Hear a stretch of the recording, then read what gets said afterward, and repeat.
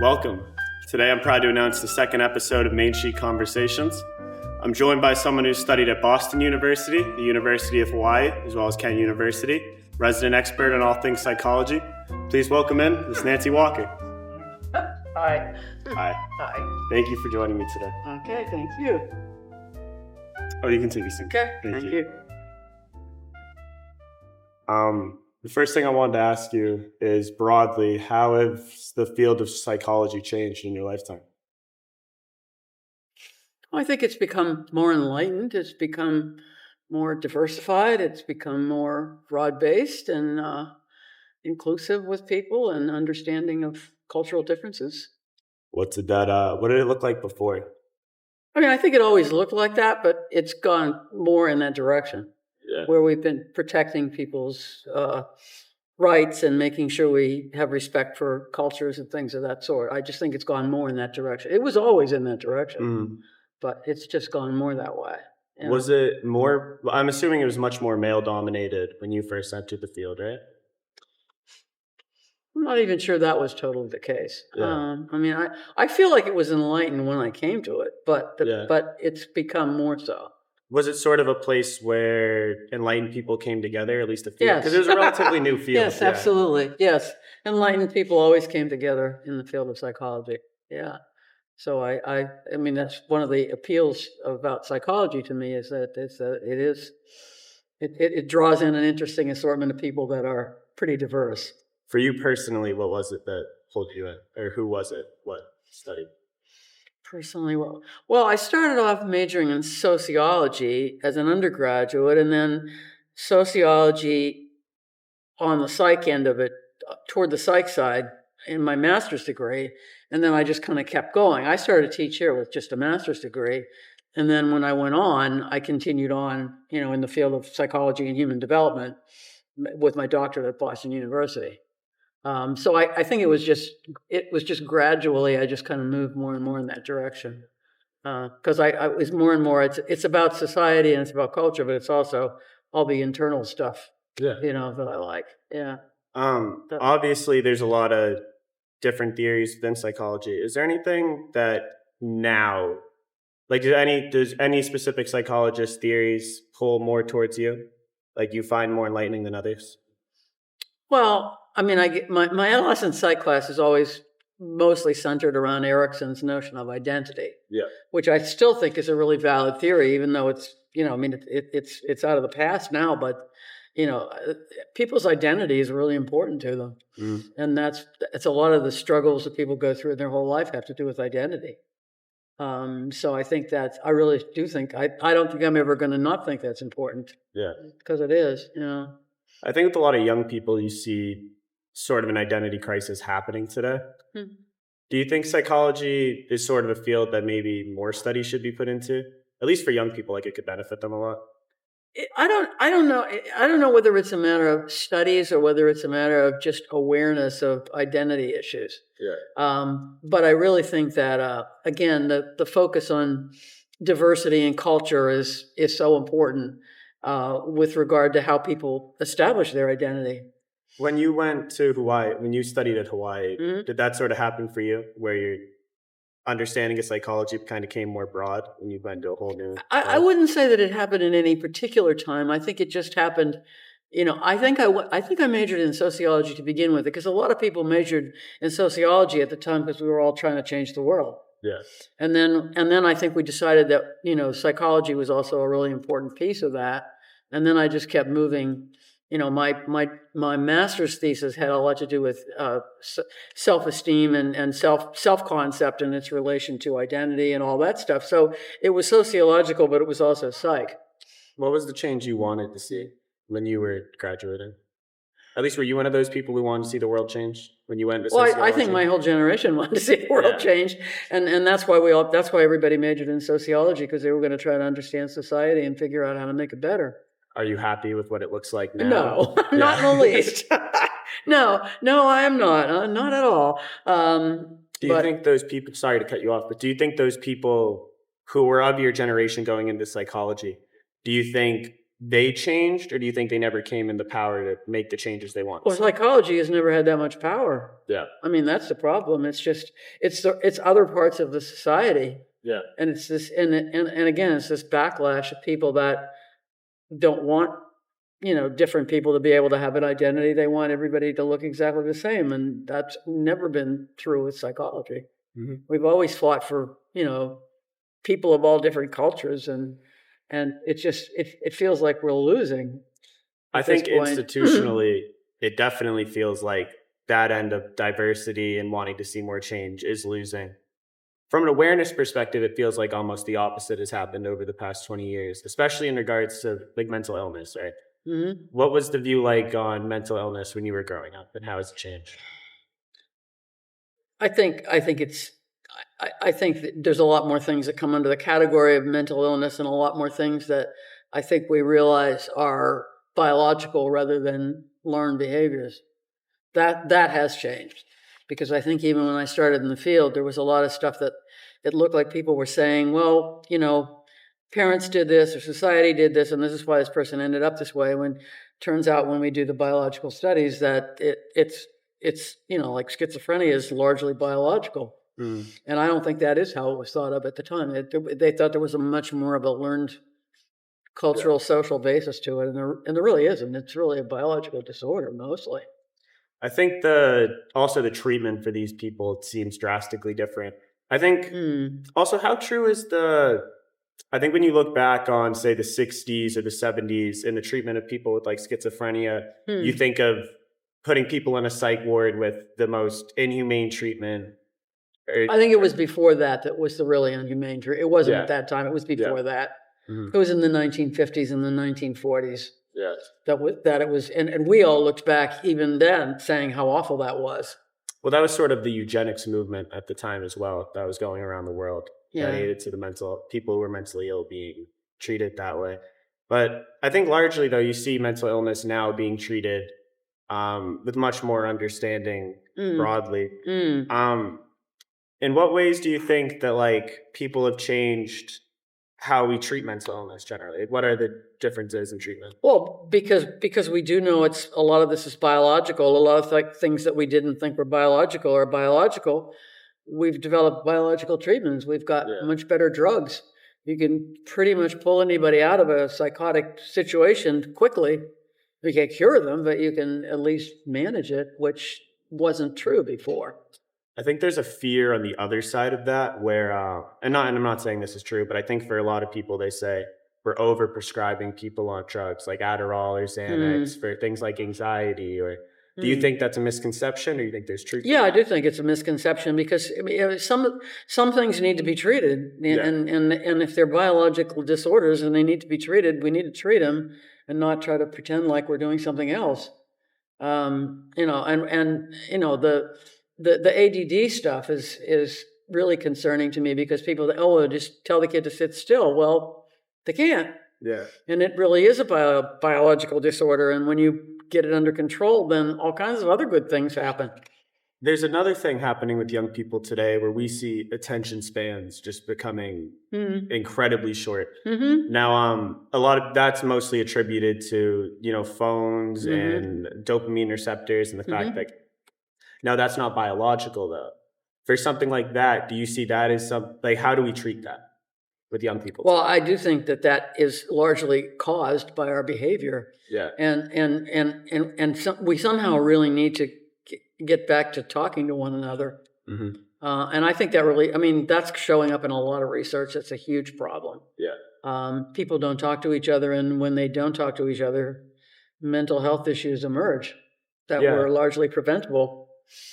Do you think sort of a lack of community can cause these things generally? What are other effects of a lack of community on mental health or on your psychological? Well, profile? it's real clear that humans need other humans.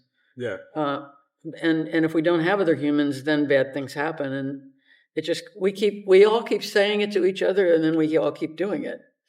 Because you walk into the cafeteria, you walk into a class, you walk into a meeting, anything, everybody's looking at their phone. They're not talking to the people next to them. Do you think that that way that people act, right, where everyone's on their phone, Do you see that as? Do you think that's correlated to the craziness we see in the world today? At least with how Some of crazy it, our yeah. leaders are Yeah. all around the world. Yeah, I do. I mean, it's certainly not the only cause, obviously, but Yeah. I just think that, when we feel like we don't connect, then we start to have mental health issues. Mhm. And maybe they're not horrible, they're not, schizophrenia, they're not anything like that, but we don't do well. We just don't do well without other people.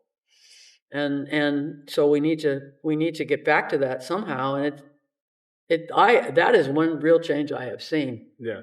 And we all know how we could fix it, and we don't. And it used to be, and I always tell my classes, I could walk into the cafeteria. I'm working in my office, I'm grading papers. I was like, I need a break. I come over, I sit down with somebody. Yeah. And you don't dare sit down with somebody now. They're talking on their phone. So everybody sits by themselves, and nobody talks to each other. I think that causes, I see it with people my age where anxiety's through the roof for social interaction. And I think it's changed how people interact socially completely. The sad thing is to me, it almost doesn't feel like something that can be reversed at this point. Like I'd say almost the entertainment's too good. And that we're glued to it.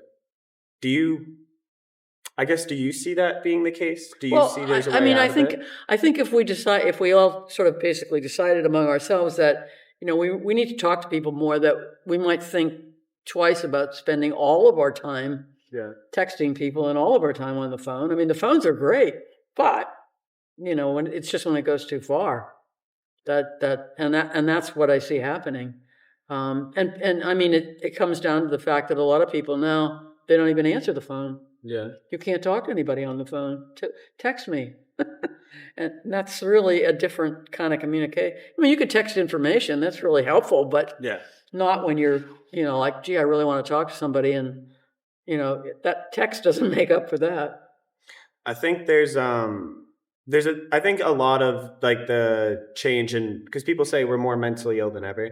I think a lot of that has to do with we're properly diagnosing people, right? And that will increase the numbers. But do you think people are more mentally ill now, or there's more prevalent mental illness among young people than there used to be? Yes, and that's pretty well documented. Yeah. I mean, there's a piece of research that's done every year. It's a survey. I forgot who does it, but they talk to like 15-year-old girls and ask them, have you felt suicidal? Do you have, what are your concerns? What are you worried about? And it got much worse right after COVID, and it's still really bad. What do you have for advice for reversing that snowball effect? Because I think it's scary to imagine 20 years from now that the people in, whoever is in power, this mental illness is still more prevalent. That's going to affect decision making. So what do you see as steps towards the right direction? Well, I mean, part of it is, I don't know what you do, but I mean, and we all try to do it, but having a better world, having a more just society, having a place so that somebody doesn't demean somebody for being gay or black or Puerto Rican or anything else. I mean, that's the problem. I mean, and the more you do that, the worse it all gets. It's interesting when you think about that, because that's almost like a top-down view, right? Like change needs to happen at the top from the bottom. Right. But I think you could also view it the other way, where you say these people are mentally ill, then they come into power and make drastic decisions based on they're acting on their own mental illness, Right. And that's how a lot of people would describe. You don't even have to look at today. You can go back into the 40s and you can look at the way like Jung would describe like Hitler. He talks about him as someone who is absorbing the will of the German people, acting out the craziness that was among the population at that time. Do you feel like that's a real thing? Like certain leaders arise as a result? Well, yeah, but what happens is they figure out how to tweak the rest of the population, and then the rest of the population, it has to be in there to begin with. There's obviously a problem that it's in there to begin with, but the fact that somebody can come along and like in Germany, tell everyone that the Jews are the cause of all your problem, and you should just get rid of them, and they bought into it big time. But I don't think this is much different than what we're hearing right now. Yeah, I think it's terrifying for a lot of people to imagine that that it's that cyclical, that this is something that happens and happens again throughout history. But I think we're at an interesting time now because information's so readily available where you can see the current sort of shifting. I don't know. Are you hopeful that things are going to get better? I'd like to think I was, but I'm just not sure. Maybe when people begin to see all the terrible things that are wrong right now that they need to fix, they might think twice about how they vote and what action they take down the road. Yeah. But again, we are in a different place. I don't feel bad at all about what's going on in Massachusetts. We are okay. Yeah. It's all these other places that worry me to death. And they really do, because that's where it's gotten out of hand. That's an interesting sentiment because last week I talked to Professor Lisa Van Cott, and she sort of said the same thing talking about the nursing crisis, where she's like, well, no, in Massachusetts, we're fine right now. We are fine. All around America, things are happening. And broadly around the world, switch the subject to what we're talking about, which is the prevalence of mental illness leading to societal change. That's happening, but it's not happening here. At least you talk to most people here and you don't see it in your day-to-day life. But it's scary because I think when you hear about these stories happening, well, when you sit unaware, it's going to come to you eventually. I guess, do you worry that it's going to come to Massachusetts? I think we're a much more enlightened place than other places. And I don't mean just us. I mean predominantly the Northeast, the West Coast. We're more enlightened. We are dealing with a situation where some of these people who have these really narrow views and anti-gay and anti-everything else views have never been out of their hometown. They're living in some little tiny place and have no exposure to the rest of the world, and they don't want any. Do you think that's education for the most part? Well, it is, but it's like how do you get people? Look at the attack on education right now. Right. They don't want their kids to go to college. No. They don't want their kids to learn anything. They want their kids to do the same thing they're doing. And they're also doing it because they're trying to keep their kids out of the public schools. And I mean, the public schools are the savior. Yeah. And when you give people vouchers so that they don't have to send their kid to the public school, they can sit them in the living room and tell them whatever they want. And it's not and the child does not get educated. And then you have this continuing. Yeah. So that's my worry. I mean, and it isn't us that worries me. And that's speaking to just how powerful nurture can be on someone's mind. Yeah. And I mean that was largely the biggest talking point in psychology for a long time, is the difference between nature and nurture. Now, with your experience in the field, where do you see the difference in those two? Well, I think I think it's better balanced. I really do think it's better balanced. I think we really do realize that some stuff, specific disorders like schizophrenia and things, and major depression and things like that are often biological. It's these things where people just are not adjusting well. They're not having happy lives. They're not getting through adolescence properly. Those are the things that we can control by, by society and by things like that. How do you think the modern world, especially the internet, is affecting adolescent psyche? And we've talked about that a little bit with mental illness, especially on young teens. But you see with young girls, you see a lot of self-esteem and image issues. And then I think with young boys right now, what you're sort of seeing is I'm going to call it a pipeline to fascism. Like it really, that's really what it looks like. And I think it's certain very captivating ideas that you've seen thrown against young men throughout history. But how do you think those forces are affecting young people today? Oh, I think they're affecting people big time. I really, particularly if they don't have any other positive sense of identity, then they latch on to being macho man or this woman that has to be female has to be totally attractive and that those things take precedence over everything else. Do you think propaganda is especially poignant against someone with a weak sense of identity? And that's absolutely. Yeah. And I said for years that I wanted somebody in my class sometime to do a paper on how the heck Hitler managed to get all of the young people into those young young Nazi Hitler Youth, things yes. that he did. And a couple of people actually did papers on it, and it's like, wow, he knew exactly about adolescent psych, and he knew how to pull these Yeah. people in. He separated them from other kids. He controlled their lives and in various ways, and the result was, a lot of them were very, very loyal to him because they were looking for an identity, and he gave them one. I think and now I think you see a lot of that happening today in America. And it does happen on both sides of the aisle, where people get completely radicalized into certain frameworks because of charismatic figures. Is that just a weakness in human psychology? Are we ever going to be able to get around that? It is a weakness, and again, I think one of the things that probably I've changed my view on in some way is that I like to think that you could trust people to make the right decisions when you give them enough information. I'm not sure everybody's strong enough to do that. Yeah. And maybe they're not strong enough because of what we've done, what we've done in the past in terms of their education. But we need to get people to be thinkers. Yeah. And we need to, and then of course my other research is in moral development. It's like, how do you get people to decide what's right and wrong? And if it's really at a low level where you're just following rules or following what somebody else tells you to do, that's going to lead to following stuff orders. like Hitler and the World War II. That's the whole defense. Yeah, it's the whole thing. Orders. Absolutely, the whole thing. Definitely. So we need to tell people, don't just take what somebody tells you is true. I mean, you got to think about, is this kind? Is this right? And what is right? And how do you decide what's right? Where did your study in moral development take you, at least for a conclusion? Well, this was the Kohlberg study that I did. It was when my dissertation was in Boston University. Yes.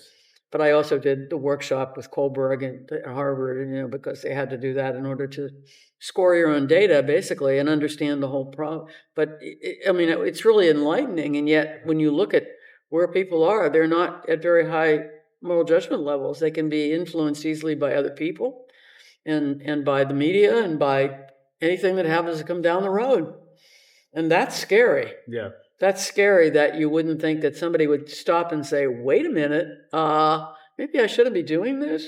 Well, influence is so subtle. And that's, and then you think about the phone and with the, especially with like scrolling content, you're getting influenced in 1,000 ways that you can't even comprehend it so fast. And that's one of the biggest weaknesses, like you were saying, of human psychology. One of the things that you keep mentioning that I find really fascinating is how psychology can be an enlightening force. And I think I experienced that when you study psych, because you see put into words phenomena that you witness every day. That's very, very hard to describe. What to you has been, what psychological theory or understanding has been the particularly most enlightening for you? Or you learned it and it changed how you saw people? And I guess it still would go back to the identity stuff with Erikson. To me, that's a really, if you can find your identity, if you can figure out who you are, what you're comfortable doing, then you can lead a healthy life, and then you can fight off stuff that's, trying to pull you in the wrong direction. Sort of like self-actualization. Yeah. Except supposedly self-actualization doesn't usually happen until you're in your 60s. Yeah. But identity should happen way before that. And if those people feel good about who they are and feel comfortable, then they're going to be able to make the right decisions and do the right things. Yeah. And they're going to have a conscience, so they're not going to do the negative things to other people. That's an interesting concept, thinking about how self-actualization shouldn't happen until your 60s. Well, that's what Maslow said. Yeah. He said it generally doesn't. Well, do you feel like psychology is at all maybe biased towards certain ages? Like certain theories are more applicable to like psychology? Well, even if not, I guess I would ask you, are there any misconceptions about the psychology of someone over the age of 60? Or misconceptions about older people's mental health? Well, no, but I think to me the problem with mental health among older people is that they probably haven't done what they've needed to do all the way through. Yeah. Because if you never get your identity together in the first place, how's it going to hold together through your adulthood? Yeah. Then you're going to become some grouchy old man or woman that is talking constantly about how the world's no good anymore, da da da da. And we all know people like that. I've met a few. Yeah, it's like I don't even want to talk to those people. I mean, but it does go back, I think, to the never getting your identity together in the first place. And one of the things that I keep saying in class, and it's true, you know, Tom Brokaw wrote that book talking about the greatest generation, the generation of those men who went off to World War II and fought. They got their adolescences cut short. They were responsible. They did all the right things. They ended up not being very broad-minded. They ended up being people that, this is the way it is and this is the way it always should be. And those are the people that were my parents' age, and they never got to finish their own development. So they moved through adulthood in a sort of rigid fashion. Yeah. And then they get to old age and they're really angry. And so you can't fix them at that point, How many people do you meet that you think, or how many people do you meet your age that you feel like have went through the process of finding their identity and have done it thoroughly? Oh, I think a lot of people, but those are the people I choose to hang around with. Yeah. I mean, I'm not hanging around with any of these old grumpy people. I have no interest in, and some of the old grumpy people are 35. I mean, they don't have to be old. Some of them are just, I don't want to think about this. Like, the world has gone to pot and it's no good anymore. That's what you hear. Yeah. And it's like, oh my God. I had a conversation with this guy one time, and he was like around my age. And, the world was so much better when we were young. I said, yeah, unless you were black, disabled, gay. And he's like, oh. It's like, that was the last conversation I had with that person. Yeah, I bet nostalgia, especially if you're that guy, well, you can't even, you think back, you probably don't think of any of those people. Well, and you probably don't think of any of that, They only talk to other people who think just like they do. Yeah. And so they sit there and talk about how awful the younger generation is or whatever. It's like, I'm not even going to, there's sometimes when you don't, you terminate conversations because they're not worth having. Well, I think this sort of circles back into being especially poignant in our conversation about how political powers have changed. But these older people, they do make up a large amount of the voting mass. They make up a large amount of the country. They have a lot of power. They have a lot of money. How do you help them? Because I understand that you don't want to talk to them. It brings you down. But how do you help them, at least from your perspective? Well, hopefully people all through their lives expose themselves to new ideas and new things. Yeah. And if they absolutely refuse to, I'm not sure what you can do about it. Yeah. And yet, I mean, still, when you think about it, there's a lot of people, that you and I know, or that are public figures or whatever, who are very enlightened, and they're like, they could be 95. It doesn't make any difference, but they're enlightened because they have always let new information in. They have learned new things and things like that, and they end up at the right place rather than the people that are just not wanting to, hear anything they don't already know. But do you think those disenfranchised people, those angry people, can they change? At least if they want to. Only if they want to. Only if they want to. Yeah. But I mean, I think a lot of times what you find is those people fighting change, fighting anything new, fighting, and they'll start with, back when I was a kid, we didn't, and on it goes. And, it's like, what do you say? What do you do? I mean, I think what you do is you get situations in our political and social world that don't allow that kind of thinking to continue. And so if they want to go back and live in a hole and hang out with other people that think just like they do, I mean, that's what they're going to do. But, we don't want that to be the predominant viewpoint. And it isn't the predominant viewpoint here. No. We do have some of those people, which we can all name and identify, but we also have a lot of really enlightened people, intellectuals, and people that have really wonderful ideas, and they're just constantly thinking and progressing and helping others, and then you have these other people. So I think we try to enhance the number of people that end up on the right side of things.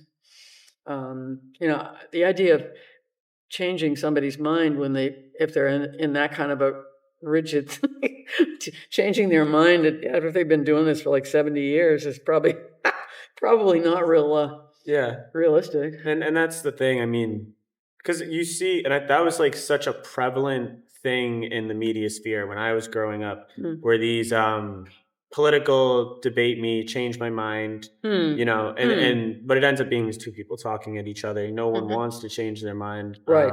Right now, there's this program on YouTube that's extremely popular called Jubilee. Well, they'll have 20v1. They'll have one person sit down, one conservative versus 20 liberals or whatever. And what you see happening is all these people are fired up and they're all invigorated, but no one's changing their mind. Everybody just wants to get their gotcha, prove you wrong, and it's antagonistic, and it's pitting people against each other. Yes, it is. Yeah, so I can see what you mean when you say you don't want to talk to them, especially when someone doesn't want to change, and it is just antagonistic. Right. I guess beyond just they have to do it for themselves, what do the steps look like for themselves to get out of that mindset? If someone feels themselves getting like that, what can they do? Well, they have to be willing to look at other ways of thinking that are different from what they already think. Yeah. But this gets back to the same thing we were talking about in the beginning about people not talking to each other. I mean, we don't talk to our neighbors. We don't talk to people at the grocery store. Everything's automated. We don't even talk to the checkout person at the grocery store because we go through the automatic machine. We don't talk to anybody. So everybody's just kind of left by themselves. I think if we talk to people more and they realize that some people that have different ideas are not bad people, but their ideas might be worth considering.